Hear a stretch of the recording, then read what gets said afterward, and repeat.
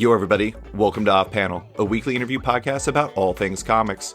I'm your host, David Harper, and this week's guest is the writer of comics like The Wilds, Submerged, and the current 2-issue arc on Shuri. It's Vita Ayala. Thanks for coming on, Vita. Thanks for having me.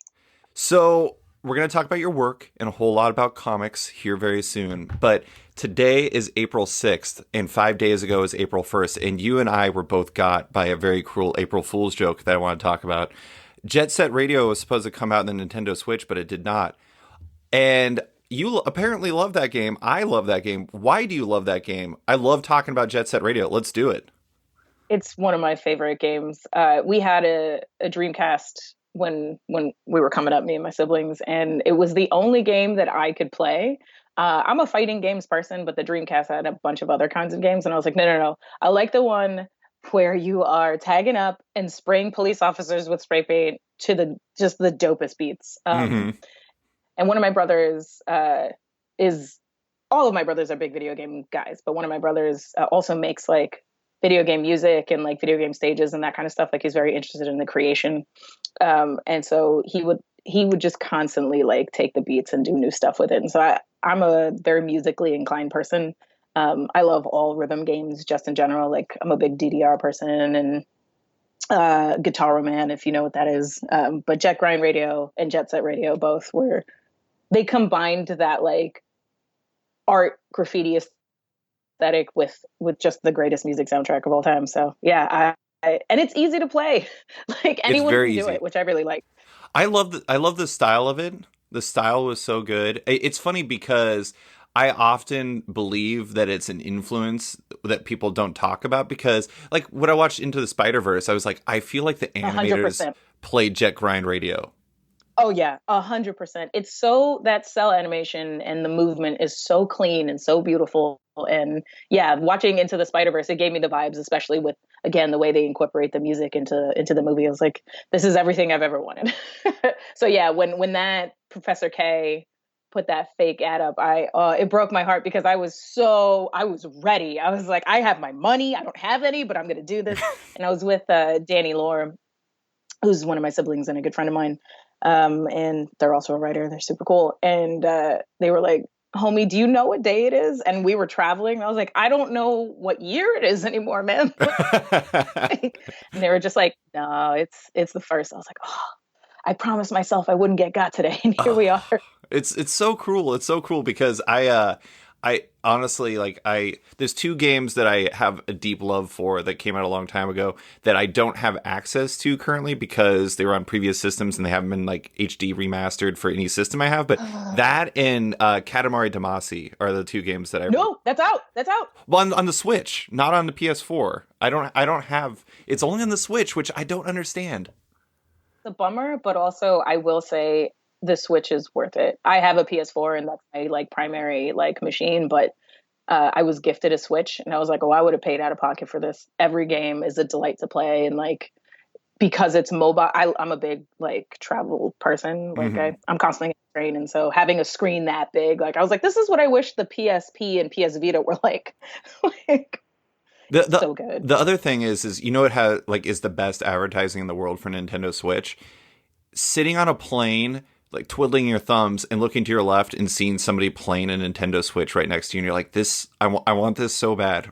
I want this so bad." I'm like, I'm gonna buy one just because that is such effective, compelling marketing. Just seeing somebody else like playing Legend of Zelda what was the game called in that?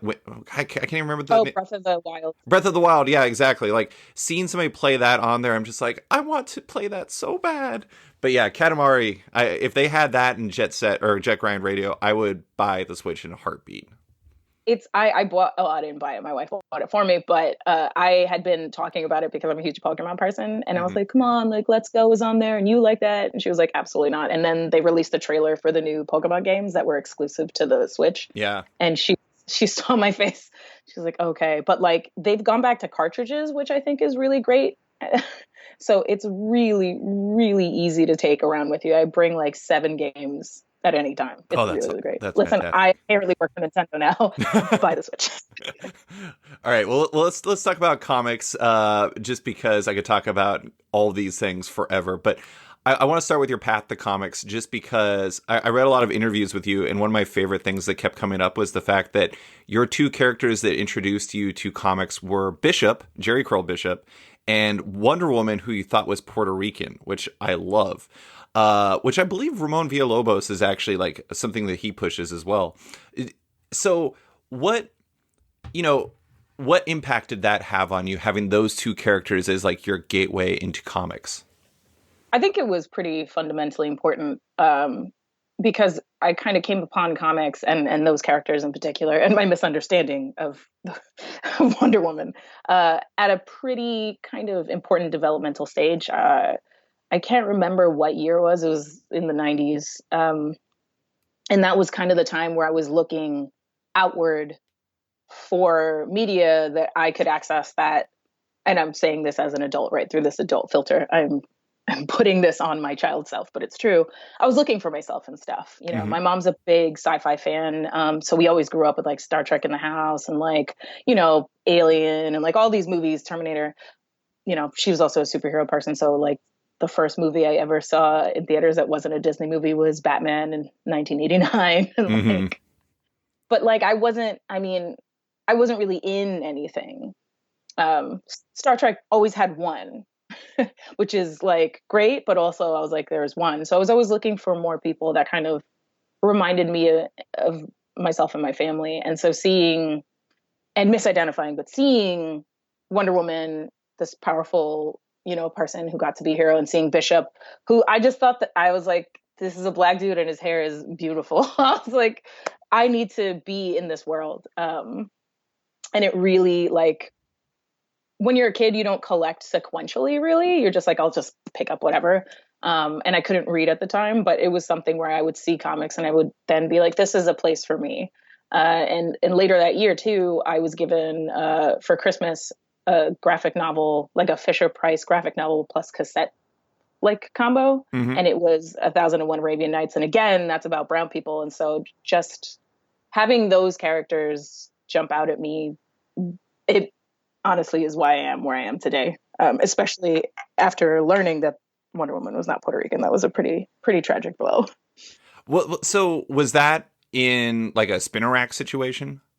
Yeah. So I grew up in New York City in the Lower East Side, specifically Alphabet City. And there was a Korean bodega down the block from my house.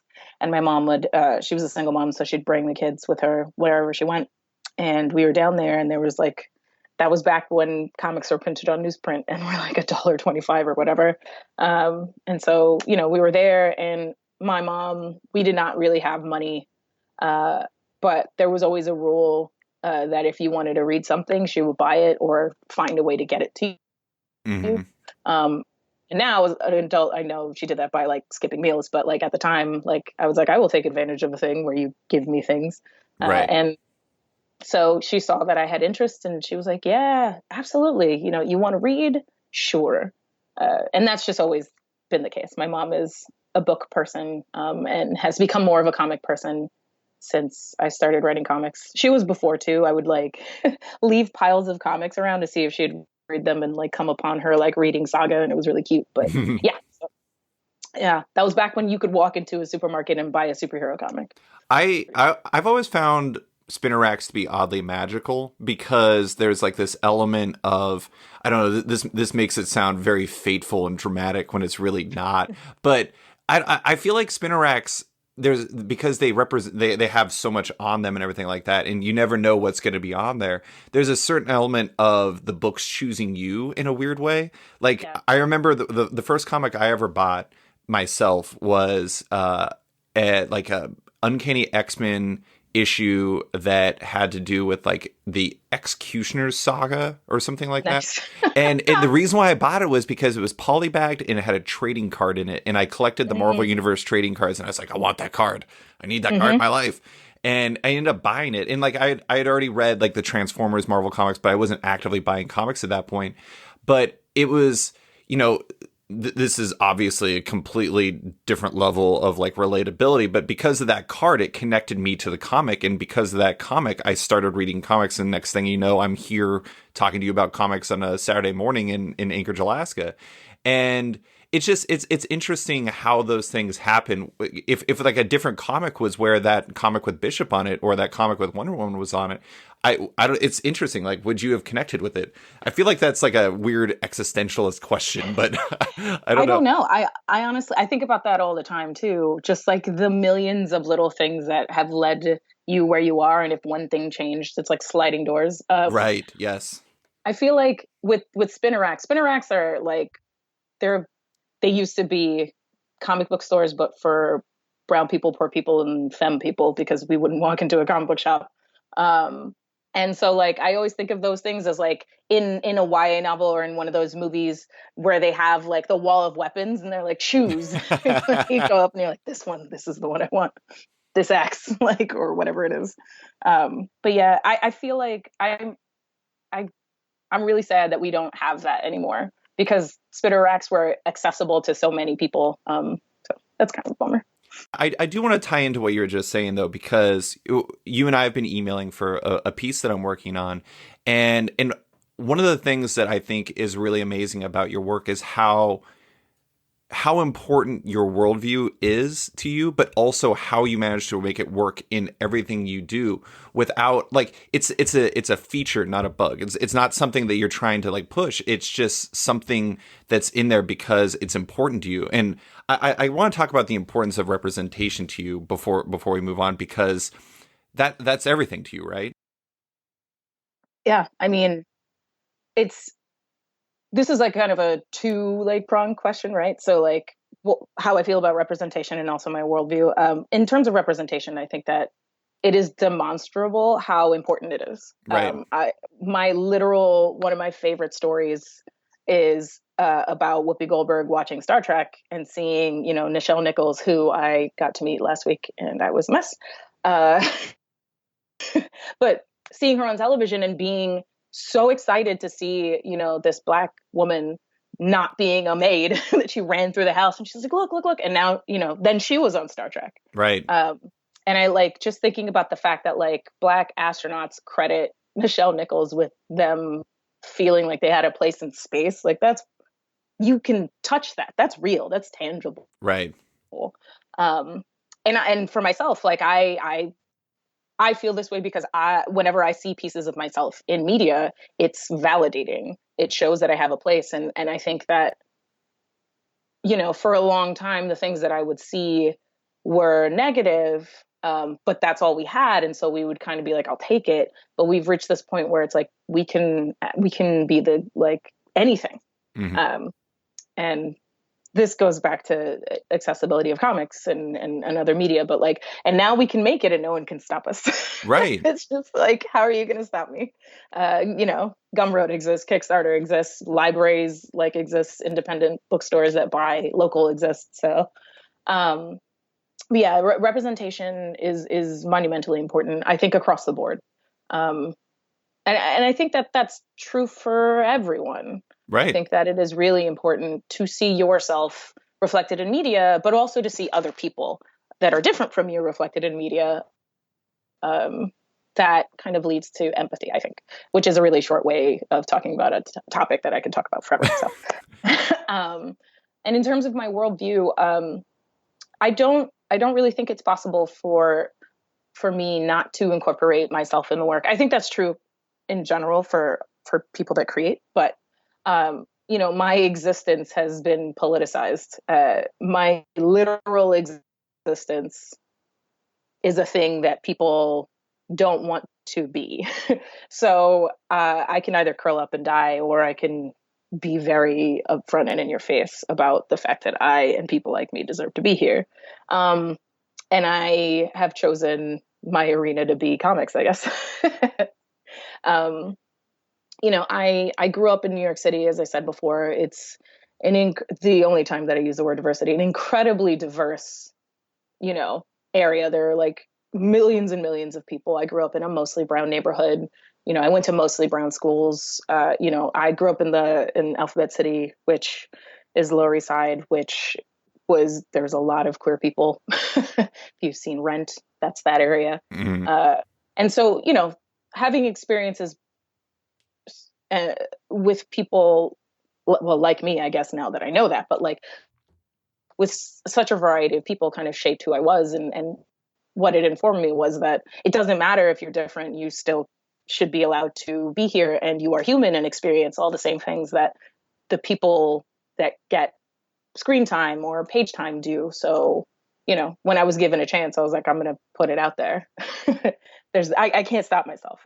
It's like compulsive. Well, I mean, and I think that there's a feedback loop there, right? Is like, you discovered those comics that made you feel represented in those in like you discovered Bishop, you discovered Wonder Woman, and then now you're making your comics, and somebody else might discover the books you make, like The Wilds or Submerged or any number of other books you make, and they might feel represented, and it starts, like I said, there's kind of a feedback loop there, and there's something really wonderful about that because it opens doors for people like mentally that they might not have thought were open before, and I think that's incredibly powerful. I always say that I write for younger versions of myself and future versions of myself. Yeah. And that's just what I want to do. I mean, I'm writing hopefully for everyone, but I'm speaking to these other me's and telling them that it's okay. So yeah. Also, I want people like me to take my job. I'm really into like bringing in like all my friends and being like, flood the market, go do the thing. Yo, everybody. I want to take a quick second to talk about my friends over at spinnerrack.com. When I was a kid, I loved spinner racks. They helped me get into comics as I'd spin them and discover comics to love starring the X-Men, Batman, and beyond. And then they disappeared. But now they're back as the team over at Classic Spinner Rack produced new spinner racks for comic fans to purchase that both evoke nostalgia and look amazing in your home. I got mine in the mail and quickly set it up in my office right by where I podcast and had a blast picking some of my favorite comics to go in it. Sure, it's got copies of classic issues like the Avengers #1 and X-Men #4, but it also has personal favorites like Non-Player and Buddy Cops. It both looks great and makes it easy to read some of my favorite books. Want your own spinner rack? You can buy your own at spinnerrack.com, and when you order, use the code OFFPANEL, all in caps, to save 10% when you do. Order yours today, and I guarantee you'll love yours just as much as I do. And now, back to the show. Man, now I have two really great directions I could go, and I have to make a choice. Well, okay. We'll come back to the friends part, but I do want to specifically say, like, you sent me a PDF of The Wilds, your book you did with Emily Pearson and Marissa Louise for Black Mask. And, while it is ostensibly, I'm going to do a quick spiel. It's a post-apocalyptic story about society after a plague hits that turns people into, I'm going to say, zombie-ish creatures. It's not right, but it's like good shorthand. And then communities form, and Daisy Walker, the main character, becomes a runner who, I love that you describe Daisy as the compound where she lives as effectively a mix between United States Postal Service and the black market, which is an amazing description. Daisy Walker is a runner who delivers messages and finds salvage for a community until one day she picks up the wrong piece of cargo and things start to go awry. It's a wonderful book. I really enjoyed it. I love, when I was reading about this stuff, I read that you enjoy post-apocalyptic stories, and particularly you mentioned the Southern Reach trilogy, which actually reminded me of The Wilds quite a bit. The thing about that book that's really amazing is the fact that you can enjoy it on two levels. One, there's the fact that it's just a damn good book that's really entertaining. Like I found myself, like with the best books, like you're finding yourself compelled to just keep going and going. You're just like, I gotta keep reading this. But then on the other level, it's like it's ostensibly, effectively about people of color, and particularly women of color, standing up against an oppressive system that's holding them down. And it's interesting because, I might enjoy it on a different level because I don't have that worldview, if that makes sense. But somebody else might read that, and they read that, and it's even more meaningful to them. And I think that's super potent. Yeah, I think as someone who loves to consume media, I do. I'm like a media junkie. I love to read. I love to watch, television. To me, the best stories have something to say. Sure. Underneath, and they kind of use the plot or the particulars in service of the conversation that the story is trying to have. So that is purposeful, but also, you know, I feel like there are two ways that people think about kind of using their work, and one of them is kind of like, you know, you're gonna like this or hate it, and that's it, and I don't care. Kind of very aggressive. And another is like, I'm gonna trick you into liking this person, Right. and then they're very different from you, and I'm gonna kind of trick you into empathizing with this person. And I feel like that's almost what I did with the Wilds. I wanted to use all these elements of things that I loved. Like I do love the Seven Reach trilogy. That the first book especially. I think Annihilation like changed my life. But like, you know, I'm a huge horror person, so like I'm a Resident Evil fan. You know, and Last of Us is amazing. Like all these things in it. Wait, really quick. Do you mean the games or the movies? Yeah. Well, both. It's a struggle to be a Resident Evil movie fan, but I have a weird spot in my heart for them, I have to admit. They're very enjoyable in a very insane way. I ride or die for the first one. I think it's legitimately a good movie. It's great. And then 2 and 3 are fun, and like I'll accept them. Everything after is a disaster. But in the fourth one, we do literally get a video game moment where Ellis shoots a tyrant in the head and coins come out of his face, and I was like, all right. you got me. You win. But yeah, like there are all these things that we see all the time used in stories that are from. I mean, Resident Evil is kind of a hard one in terms of movies because the protagonist is femme, but she's still white. So we see these stories told from the same perspective all the time. So I wanted to use those elements that people already connected to and be like, but now it's a brown queer person, right? And I hoped that would hook people enough to kind of let the actual message of the story kind of permeate into their brain while they were being entertained. Little spoonful of sugar. And if all else went wrong, it's so beautiful because Emily and Marissa are so incredible that it wouldn't matter what I did, really. We do have to talk about the fact that Emily was 20 when she did it, which I don't understand how that's possible. She's a baby. She's an infant. She's a remarkably intelligent, savvy infant, but she is a baby. I think it was her first long sequential work. And you even looking back on it, I'd be like, I don't believe that. Yeah. Like, that sounds fake. She's so good. And she does a lot of studying, and a lot of kind of work behind the scenes that have nothing to do with whatever project she's working on. So that, you know, she levels up her craft all of the time because she works very hard. And I just wish that I had that kind of drive at that age. I'm in my 30s and I still don't have that kind of drive. I think one of the best things that Emily excelled at with that book is her character work is excellent, but also, you know, it's important, especially in a book that is, you know, has the message of representation behind it. All the characters had their own visual identity, and that's really important. It's like I feel like sometimes, I mean, even veteran artists have a problem where characters can look pretty samey. And Emily does not. I mean, when you told me that Emily was 20 before I read it, I was like, oh, that's crazy. You know, that's really young. And I read it, I was like, that's crazy. She's really young. By issue 4, I'm getting like Charles Burns like vibes. Sure. God. Yeah. She taught me the ways of Pinterest. Oh. I enjoy technology as a concept. I'm a Luddite, though. I'm very bad at it. But she taught me how to use it. And so I, you know, together we worked and we did a bunch of references for the characters and the locations and stuff like that. And she, like I said, she's constantly doing all this behind the scenes, you know, study work.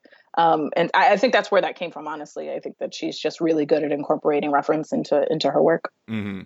I also enjoy that you had the backup stories, which were really like, you know, it's a heavy story, but you also the backup stories, which are told from varying runners' perspectives about stuff that has happened. Like was it their most dangerous or most memorable run? I'm trying to remember which. Oh, best runs. Best runs, yeah, their best runs, and it was interesting because it both was a great device to share, or like reveal more about these characters and have some fun with it, but also have some real character moments to it.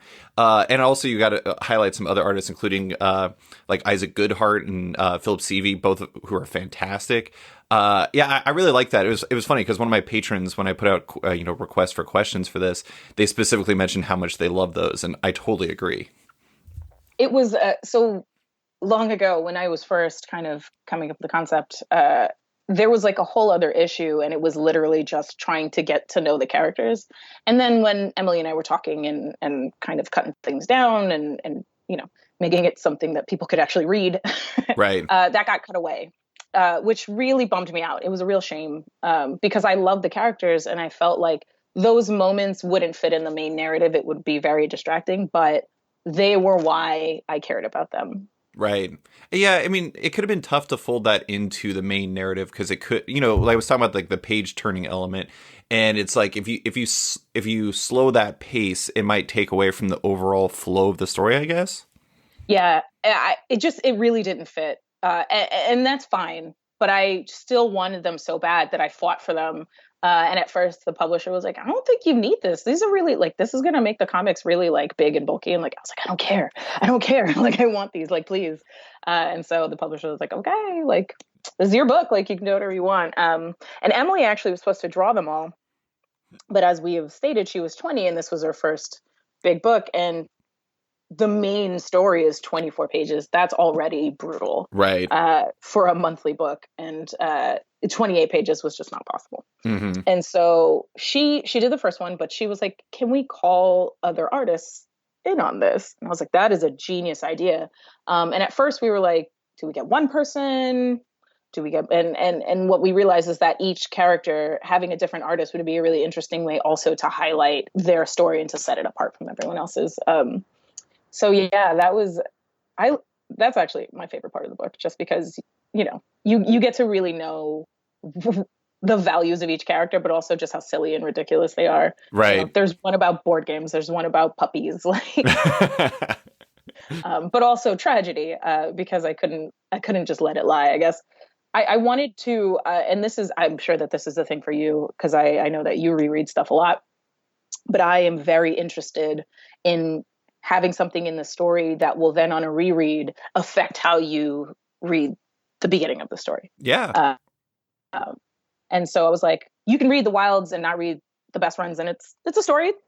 I think it works, but reading the best runs informs how you view like Daisy and Reese and all these people, and you get to see why they do the things they do within the main narrative. Yeah. And I wanted to kind of be like, here's a reward for buying them all. Like, Well, it's I do like rereading things. I like re everything, all types of media. I mean, a good example for that is I don't know what your stance was on the film adaptation of Annihilation. I personally love it. I really, really love it, and it's something that I really enjoy rewatching because I pick up so many different details every single time, especially when thinking about how the writer director Alex Garland approached it.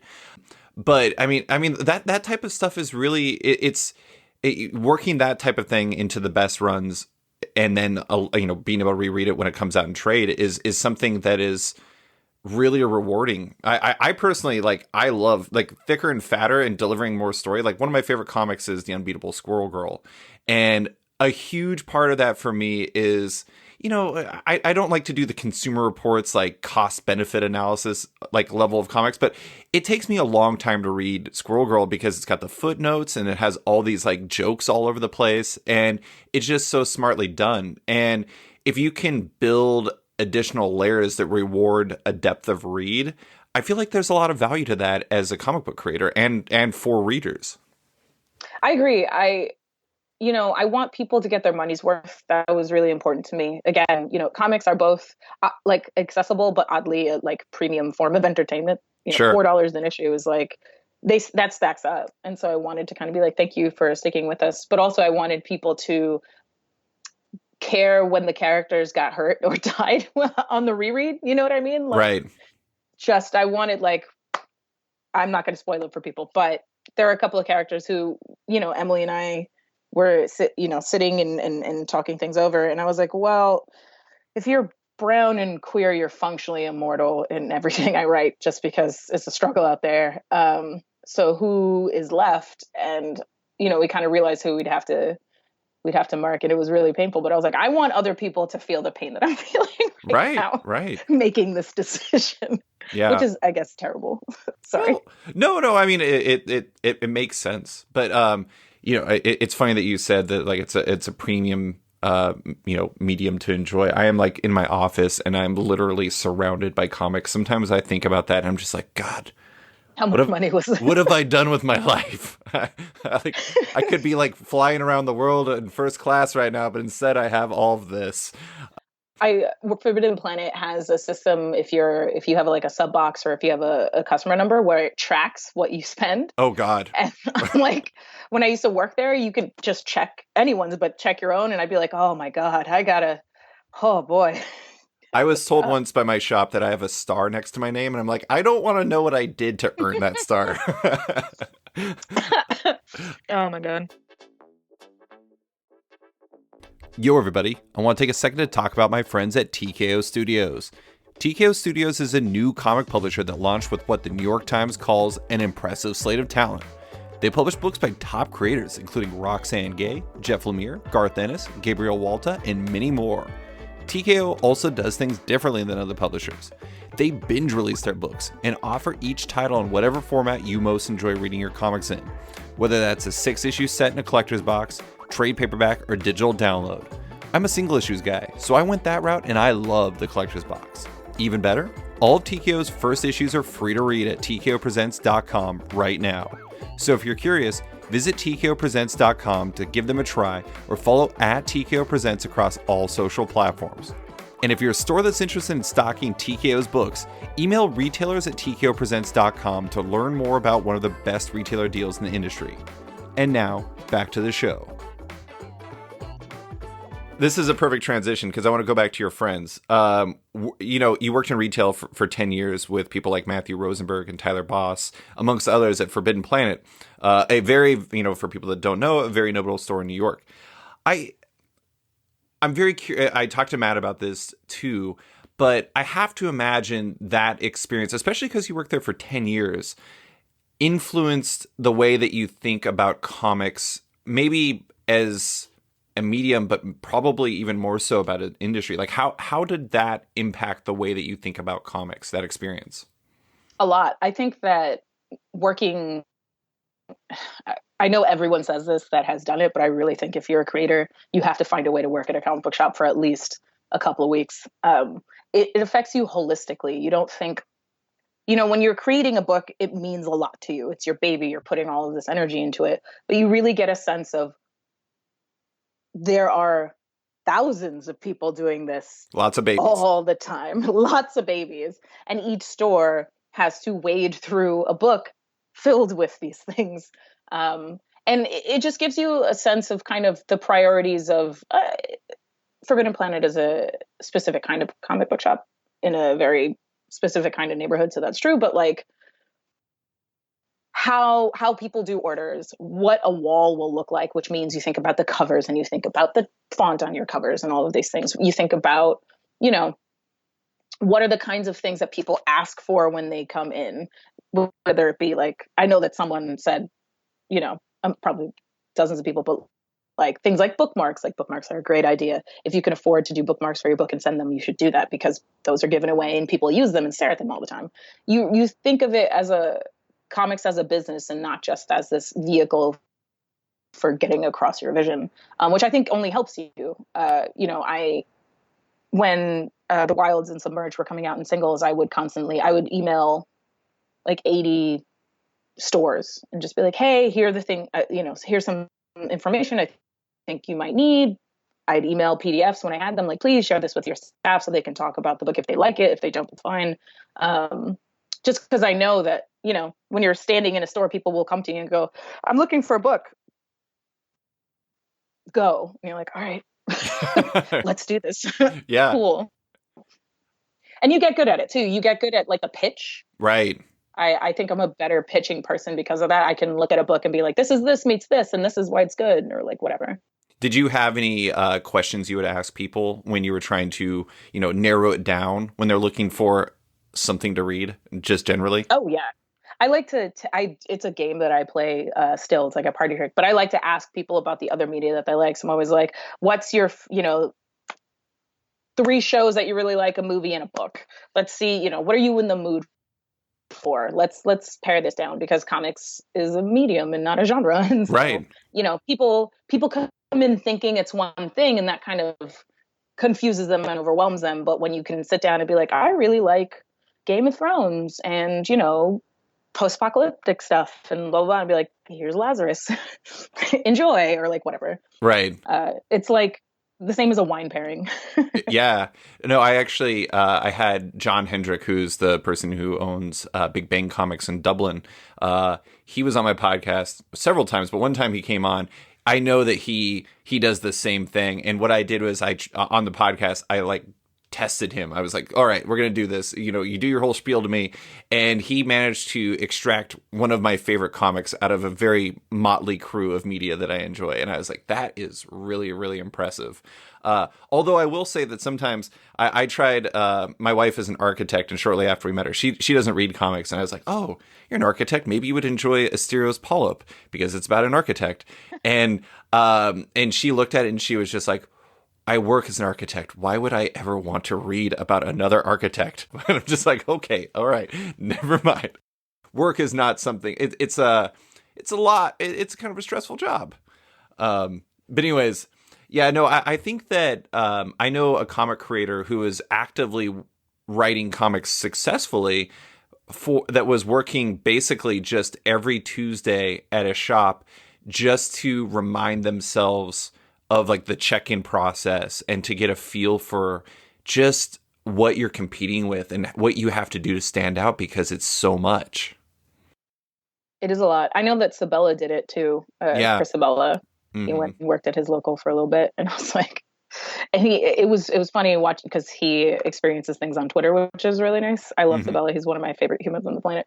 And he would just be like, literally, I've been here for a day and everyone comes to ask me questions when there is an employee who's a woman standing literally next to me actually doing work I don't understand. I was like, Sabella, you're a real one, man. You're a good one. So in terms of the comics, I talked to Matt about this. He pushed Unknown Soldier just to see if he could change its sales, basically, because he loved it. What books were there any books in particular that you were just like, these are my babies and I want people to read them? Yes. I love Gotham Central. I think it's a genius work of fiction. It's so good. That's one of my two favorite books of all time. Mm-hmm. It's just unparalleled to me. So I would constantly push that. I honestly would try to, there was like each genre would have a book in it that I was like, all right, if we're talking about this and you haven't read it, then you have to just read this. But Gotham Central was like my number one, and Strangers in Paradise is another one that I think is genius. Those two were generally my jam. Pretty much anything by like Rucka or Brubaker or Terry Moore. Did you see that Terry Moore is doing like a big crossover amongst all of his characters? Apparently, like I am so excited. I saw that yesterday. I was just like, that is mind blowing. I mean, like, it can be done, but I'm just trying to imagine marrying, like Kachu with like Echo and and Rachel Rising, and I'm just like, I don't know. I don't even remember what is the name of the girl in Rachel Rising who is like basically a demon, like the little girl. I forget her name. Yeah. She's amazing. I'm trying to imagine her hanging out with Kachu. It's just like mind blowing to me. But you know what? I trust in Terry Moore. I'm sure he was going to crush it. Oh man, yeah, I'm super, super pumped. He was one of the only people that I like geeked out at, and it was the most embarrassing moment of my life. I was like, I gotta quit comics. I used to have a real problem with running into people that I was, that were celebrities or people who I really, really loved. And it took me a long time to get over that. It's amazing to think about that, because I tell that to some people, given the fact that I do a podcast where I talk to comic book creators. And I love comics, so you would think that if I did that, I would freak out all the time. But it took me a bit. It can be tough to deal with. I'm from New York, so like celebrity, it's more like it's so terrible. And working at Forbidden Planet, there'd be celebrities all the time, and I'd just be like, oh, cool, you're a human being, but like, God forbid, Terry Moore. Yeah. I'm from Alaska, so I'm like that with wildlife, but I'm not like that with celebrities. Like, if I see a bear, I'm just like, whatever, bear, I don't care. I want to ask about the DC Comics talent development program, because that was another thing that you did. And I find that when I talked to Matt, he had he enjoyed the experience, but it wasn't something that really fit him necessarily. What was your experience with that? It was interesting. I really enjoyed the program. One of the things that comics, like working in comics, is isolating and lonely, and so being kind of forced to once a week interact with 14 other people going through the same struggle was great. Yeah, And I think that I really did learn a lot in terms of kind of writing like big bombastic superhero stuff, sure. which is not necessarily a skill I had before. Like there really are just some, you know, elements that appear in every book that I knew, but I hadn't really put a finger on it. And I think that that's really great and really important. I use a lot of the lessons all the time in my franchise work. I literally remember like, okay, on page 3, blah, blah, blah, blah, on page 2, like whatever it is. But I don't use it as much in my creator own work. I think they're very different animals. Okay, so page 1, there has to be something that absolutely turns the page. Page 2 or 3 should be a splash page, whatever it is. Like the first 3 pages have to make the person buy the book, and then the last page has to be a cliffhanger. Like that was just something that I learned. Is the idea of that it's like something that shows up in a preview?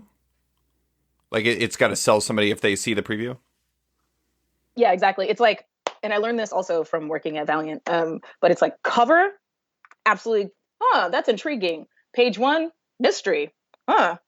Turn page. Oh, unexpected. Whoa, action, splash page. And then last page, what's going to happen? And that's kind of like, it's almost formulaic is like, has a negative connotation. I don't think it's negative, but it's that is an element to almost every successful superhero book, with the exception of like Mr. Miracle, I guess.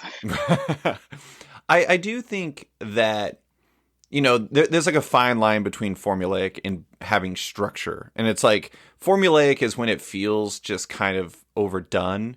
And structure is where it feels like you just have this process you're building off of, and it just makes sense. Like, I don't know. I mean, it is interesting. I think as long as you can make it in service of the story, it works. But at the same time, yeah, I could definitely see how it's formulaic. But I do want to talk about some of your superhero work, because you're working on, I guess you probably already done with Shuri, but you're doing a 2-issue arc on Shuri, as a fill-in, as the team takes a break in between stories.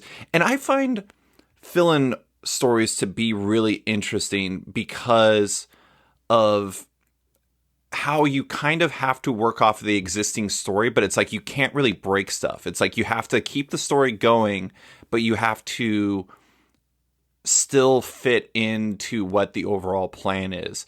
And for you as a writer, what was that experience like writing a fill-in story for? I mean, Shuri's a great book. I really, really enjoy that. Like, what has that experience been like for you? I mean, it was daunting going in and being like, oh boy, no pressure. Yeah. I think of fill-ins the way I think about cooking.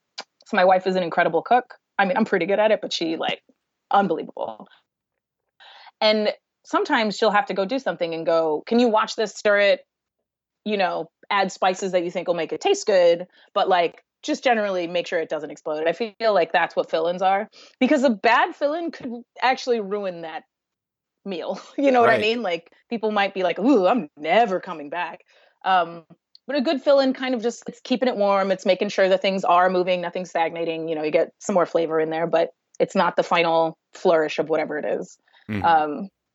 I think that it's a lot of fun and it's important, and it's a really great way to kind of get your feet wet without having to burden the burden of the entirety of the title on your shoulders. Right.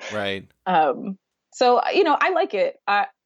I also love doing like, I write Livewire for Valiant, and I love that. Like, I love being the person, who gets to collaborate with amazing artists and the teams all kind of carry the story. Mm-hmm. But yeah, I like fill-ins. I think it's cool. Yeah, I mean, it's just such an odd position. It's like you're I guess to a certain degree that's one of the ideas with Marvel and DC comics to a certain degree is like everybody to a certain degree is like a caretaker almost Yeah. of like the IP. And I know that's a really cynical way of viewing it, but to a certain degree it's true. That's one of the nice things that, you know, you're working, I mean, like you said, you're working on Livewire with Valiant and everything. Valiant, like one thing I've always appreciated about Valiant is Valiant has like, and this is kind of like saying formulaic and it feels like a negative thing, but Valiant, this new wave of Valiant has always had this like air of desperation to me in like a very substantial way. And not in like a way of like saying like we're just desperately thirsty for business or something like that, but they really want to make a mark. And a lot of times that results in telling some surprisingly like potent stories. Like I know you love Secret Weapons.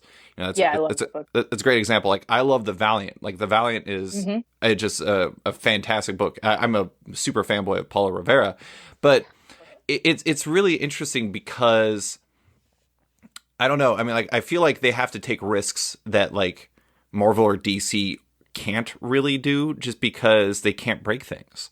And that's really interesting. So, would you say that the experience of writing something like Livewire versus something like your story on Shuri or your issue of Marvel Knights 20th is like a demonstrably different writing experience for you? It's definitely different for me, just being the person that's kind of part of the main crew versus being like a fill-in. I think that like Marvel and DC take chances with entire titles Sure. in a way, Yeah. because like Squirrel Girl, they had no guarantee that that was going to work. Or Mr. Miracle. Yeah, or Mr. Miracle, right? Exactly. Whereas Valiant the universe is so small and interconnected that whatever risks they take, it's just for the whole line. Mm-hmm. Because they only do X amount. You know, they're not releasing 99 singles in a month. Right. They have, I don't know, at any given time, maybe 4 or 5 books, and they all kind of rely on each other to build this world. And so they're like, well, we got to try something new, and it's going to be with everybody. Hope it works. Mm-hmm. So being kind of part of that, there's a lot of pressure in some ways, especially because it's Livewire. I love Amanda. And, you know, that can be a little bit stressful, but also it is really nice that it's like, can I try this? And they're like, yeah, go for it. Oh, okay. And I think, you know, sometimes things that, you know, I do, or just in general that creators do when they are given the space don't work out. And sometimes they really do. Like I said, like The Valiant and, you know, Secret Weapons are incredible books. Mm-hmm. So. And now, a word from our sponsor. Yo, everybody, I'd like to take a minute to talk about our sponsors over at Impact Theory Comics. Impact Theory Comics is a new independent publisher, and they're releasing their first comic, Neon Future. Neon Future is a collaboration with world-famous DJ and producer Steve Aoki, and is written by the Eisner Award-winning writer of Justice, Jim Kruger, with artists Neil Edwards of Fantastic Four fame and Jeremy Rappak delivering the visuals and building the world. Want a first look at the book and Neil and Jeremy's art? Give Impact Theory a follow on Instagram at @ITComics. If you like what you see and you're a fan of science fiction, this might be the comic for you. So head over to your local comic book shop and get Neon Future #1 on your pull list ASAP. And now, back to the show. I really love that you get to be the person who brings live. You've talked about this before, but it is kind of staggering that this is Livewire's first like solo series, just because Livewire has been so prominent for this entire run, this new age run of Valiant, that I don't really understand how Amanda didn't have her own series to start with. But it's really great. But her position as, you know, a person of color, a woman of color, does that make this project something that's more personally important to you? Because you're getting to write the first comic that's ever been, like, first solo series that's ever been told about this character. Like, there's a nice symmetry there. It is I mean, it is very personally important to me. You know, Amanda, as a Black woman, being one of the most powerful and I would argue the most intelligent being in that universe, and giving her kind of her first solo stage it's mind-boggling. It's funny because we'd stand around in the store when Secret Weapons was coming out and be like, why didn't she have her own book? And then, of course, Secret Weapons is incredible and is basically her book. But, we'd stand around and that was back when Matt Klein, who works at Valiant now, was working there, and he was like, she needs her own book. Like, so it's nice to come full circle there. But yeah, this was an opportunity to do what we kind of touched on before, and kind of bring the importance of representation to the forefront. Mm-hmm. I get to talk to people, I have done a couple of signings for the book now, and I've talked to people. They'll bring their kids, they'll bring their little girls, and they'll be like, this is the first comic that she's going to read. And I'm like, oh my God. And they're like, this is important, like just Black and brown people constantly coming off to me like, finally, like, this is really important. And we're glad that, you get to do it. And I'm like, that is humbling and like mind boggling to me. But I'm glad I get to do it too, because I'm greedy and Amanda is so incredible. And to be able to tell a story about, kind of trauma and someone making a huge mistake and having to come to terms with it is something I've always wanted to do. And, again, I'm a mark for superheroes. I love all comics, but like, superheroes introduced me to comics. And so to be able to do it on that kind of stage is really great. Yeah. It is interesting. It's like, I think sometimes when I talk about superhero comics, it seems like, I don't know, maybe that I don't like them or something like that. I love superhero comics. I am a huge mark for them. We talked about this before. I'm going to see Shazam after this. I am deep in my heart a fanboy above all. But, but it is interesting. It's just like, do you feel like it to a certain degree, because superheroes are, like kind of like the dominant form in comics overall, do you feel like it's more important, like there's maybe, I guess, an extra level of value if like a woman of color gets a book like this? Yeah. Oh, absolutely. I think for a couple of reasons. I think just seeing that we can, be the hero and right. carry a title says a lot, in the same way that Black Panther making all that money right. says a lot. So in terms of just like seeing more, I think it's really important. But also, I feel like the perspective, listen, I love superhero stuff. I literally, like I said, got into it because of superheroes, but burnout is real because right. it is like the dominant kind of, the content that we're seeing now coming from comics in the wider stage is all superhero stuff. Like, it gets exhausting. And so seeing things from a perspective that isn't normally the one you see, it makes it new again. I went to go see Into the Spider-Verse because I just go see all of the movies in theaters, but some of them almost kind of like, well, I got to put in my time. You right. know? And I saw that movie and I was like, superheroes are so dope. Like, I flipped out. I was like, this is why we do what we do. Like, this is so amazing. Like, and multiple people like in my DMs were like, yo, I hated superheroes. Now I love superheroes. Yeah. Like, yeah. Cause you don't get to see people that are different doing the stuff on the same level. And so seeing that, I'm a huge Into the Spider-Verse fan. I really loved Captain Marvel, like Black Panther, clearly, like those perspectives, Wonder Woman, they make a difference. Mm-hmm. And so I do think it's important. I think it's important to kind of, I'm all about putting, our money where our mouth is. And, people like to talk and say that we are not able, we as people of color, as queer people, as femme people, are not able to carry, franchises in the same way that like the traditional people are. I'm like, we're proving you wrong. Right. Look at this, Livewire went from a 4-issue series to an ongoing series because people wanted it. So look at something like Moon Girl and Devil Dinosaur, which is a book that's like apparently a huge hit in like the Scholastic book markets. Yep. And like that shows that there's a lot of like, a lot of little Vitas out there that might be desperate for something that's reflective of them. And also Moon Girl is like incredibly smart and totally awesome. I'm curious, like, how would you like to see comics get better at this across the board? Like, do you have like something you would like to see, or is it just kind of more of everything? Honestly, it's more of everything. I think we're in a point that we are, going back to accessibility, able to tell our own stories and put them out there, and people are able to engage with us and buy them, but also just support in general. So I just want more of that. I also, well, if we're talking about franchise work, seeing people from coming from perspectives that are not usually the ones telling the stories would be great, because having heroes that are different on the page is important, but it means more and it is more authentic if you also have people from different perspectives writing those heroes. And I don't mean like Black femmes should write Black women characters and that kind of stuff. I mean, when you have, for example, Batman, if you have a brown person writing Batman, it's going to come from a different perspective.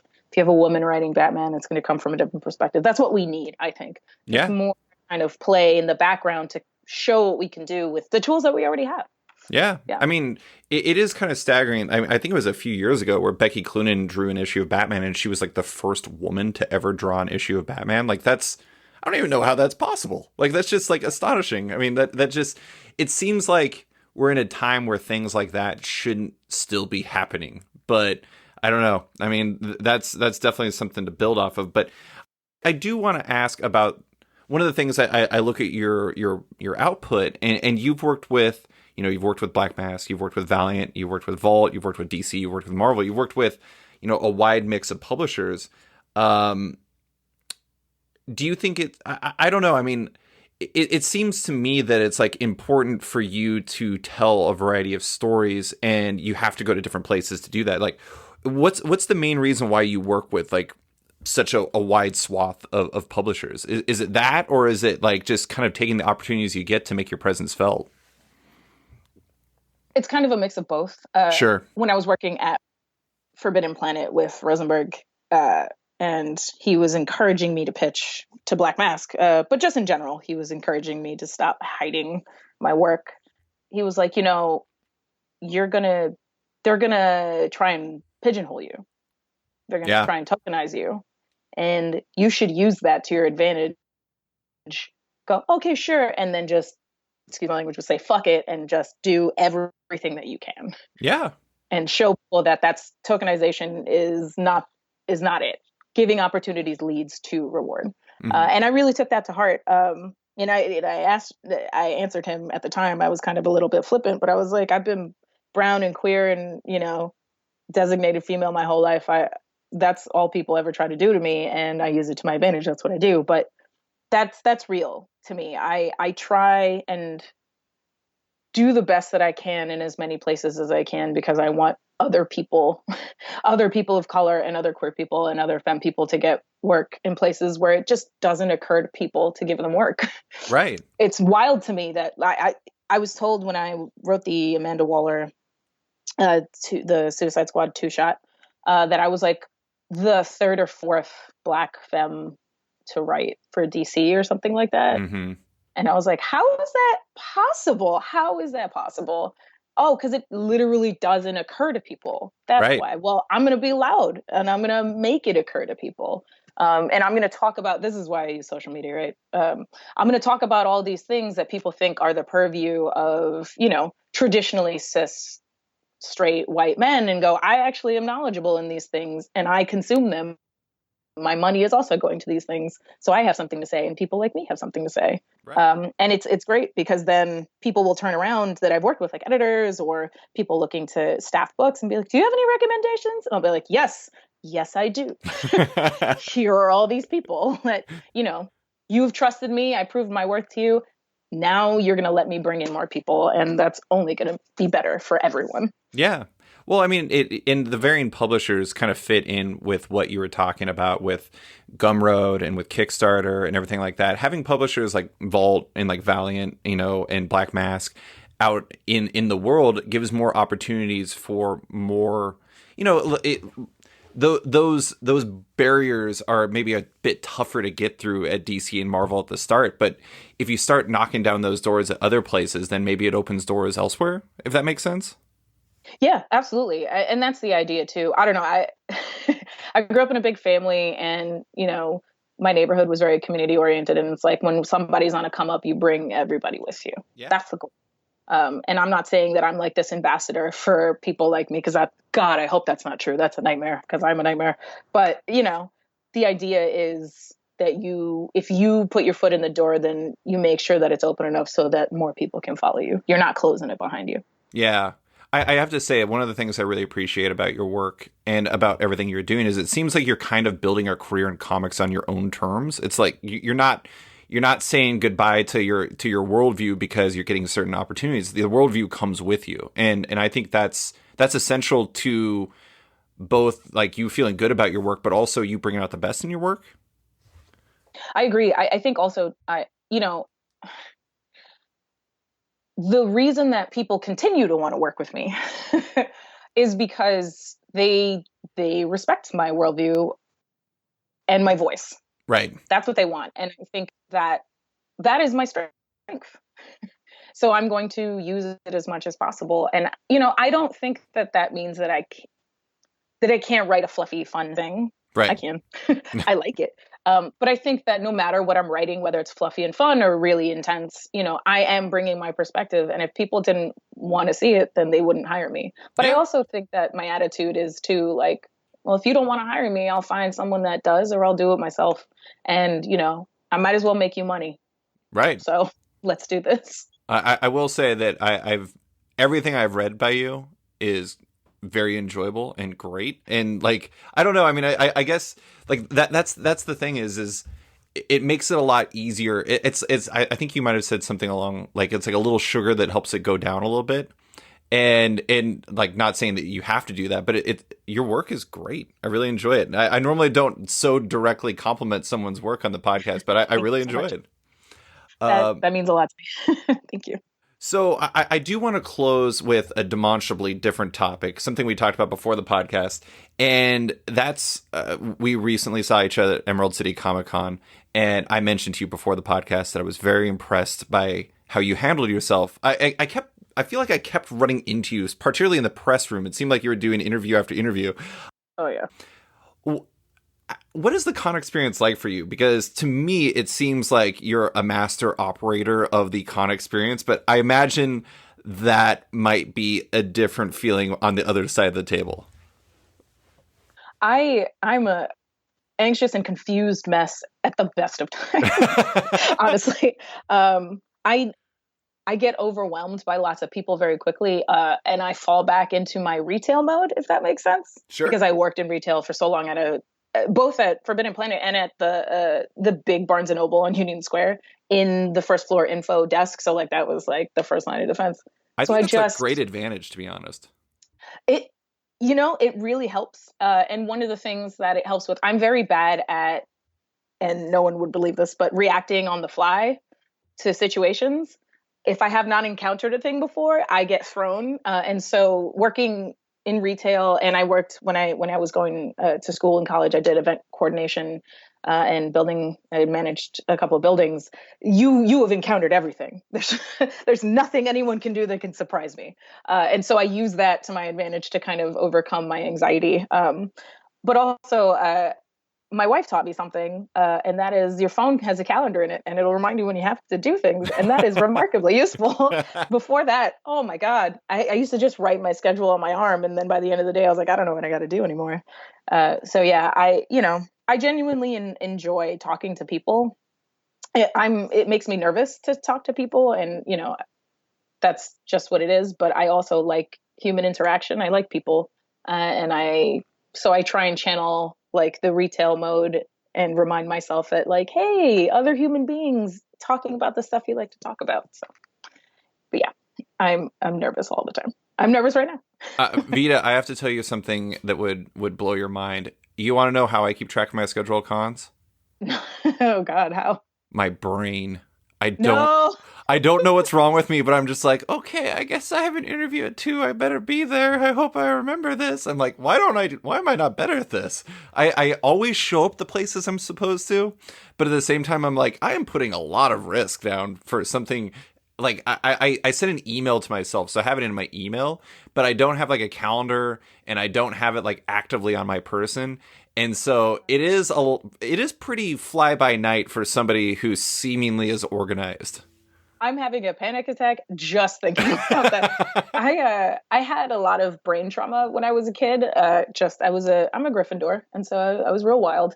And I can't actually do that. I can't, like, sometimes mid conversation, I'll forget not who I'm talking to, but if we were at a thing together, I will forget that we were at a thing together. Sure. And you will have to remind me. And so, like, I can't trust my brain. It's made of Swiss cheese. Like, there's no way. I run on emotion, and that I can trust. But in terms of like figuring out where I got to be, I'm glad you can do it. The good news for me is I'm Ravenclaw, so I have that going. This makes a lot of sense. The last question I want to ask is, this is kind of a weird question because it's advice, really. We're both cat parents. You have 2 boy cats, Chubbs and Bubs. I have 2 cat boys, Kubo and Kai.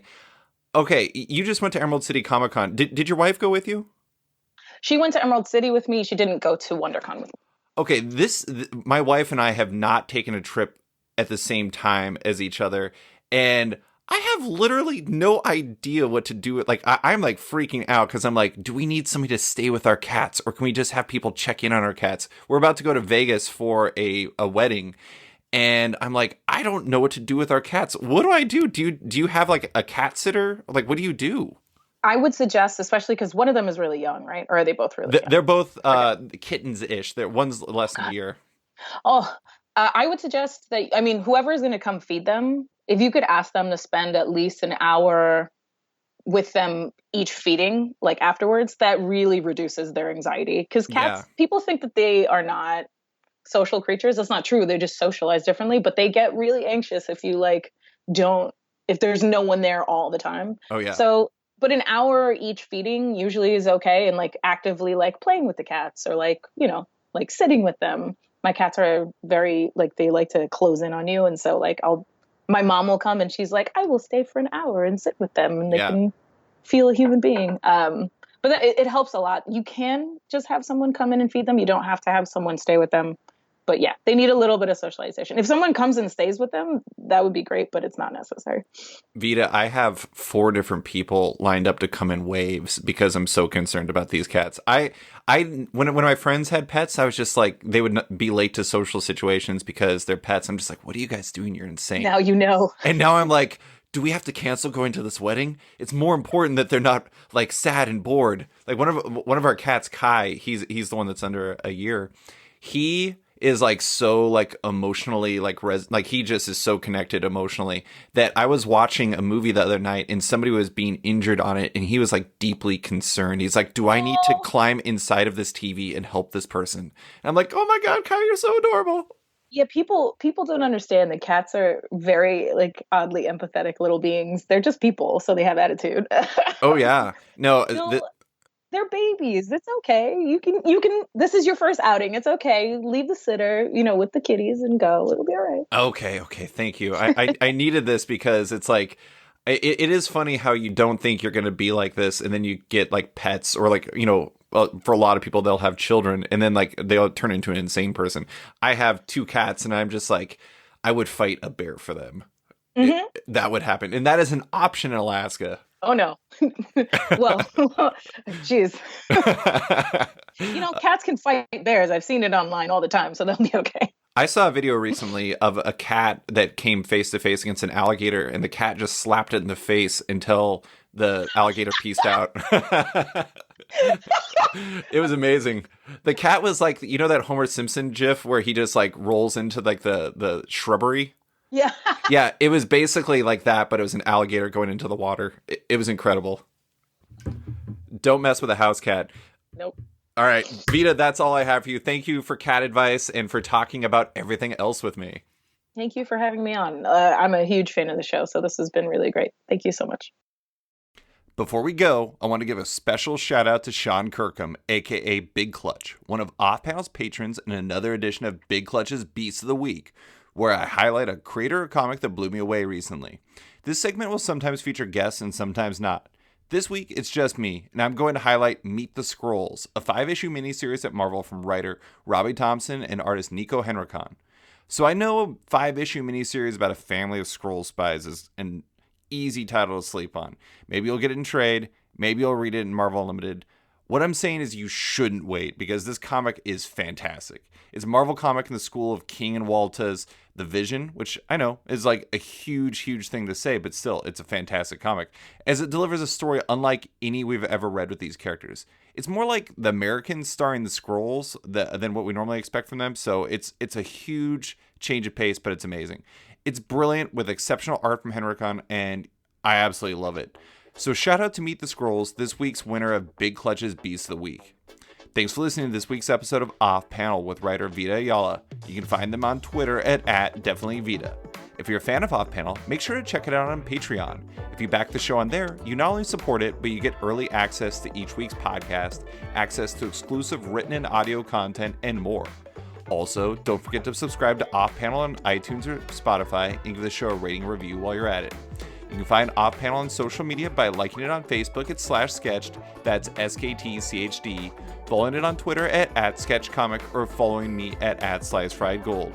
Big thanks to all my existing patrons, including Terry Dodson, Troy Jeffrey Allen, Liana Kingus, Anthony Rubin, Keegan Ray, Milton Lawson, Wesley Gift, Sean Kirkham, Harry Small, Alistair Ross, Julio Anta, Gus, Andrew Scott, Brett A. Schmidt, Jason Goodmanson, Johan Brander, Paul Reinwan, Connor Farner, Vita Ayala, JDC and Matt Gagnon, Aditya Bidikar, Tara Ferguson, Dave Slusher, Kieran Mark Antonio, WMQ Comics, Akil, Greg Lockhart, Kokachi, Phil White, Ben Becker, Sean Pinello, Ken Heidelman, Philip Seavey, Al Ewing, Ryan Alcock, Nick Michelin, David Kelly, Robert Wilson IV, Nick Polito, Owen McCready, Brendan Fletcher, Gary Maloney, Jonathan Nielsen, Matthew Groom, Jason Massey, Adam Bogert, Xavier Files, Maria Schweitzer, Matthew Taylor, Tyler Turner, Nick Patera, Jacob Sorelli, Ford Gilmore, David Baraldi, Evan Blazer, Brian McRae, Ira James Udaskin, Modern Magic Stories, Nick Hall, Bruno Batista, Bobby Angus, Bjorn Basin, John Hendricks, Steve Anderson, Phil Null, Ian Maxfield, Cliff Chang, Benjamin Chipper, Paul McMahon, Chris Palmer, Maxwell Schmidt, Scott McGovern, Nathan Fairbairn, Kat McKenzie, Nicholas Kesslake, Greg Rucka, Adam Highfield, Nicholas Gardner, Andrew Corrigan, Fiona Staples, Chris Morris, Chris O'Halloran,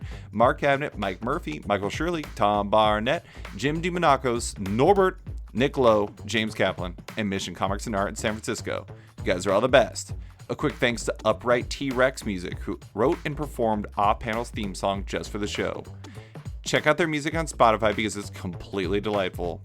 Thanks for listening, and tune in next week for another episode.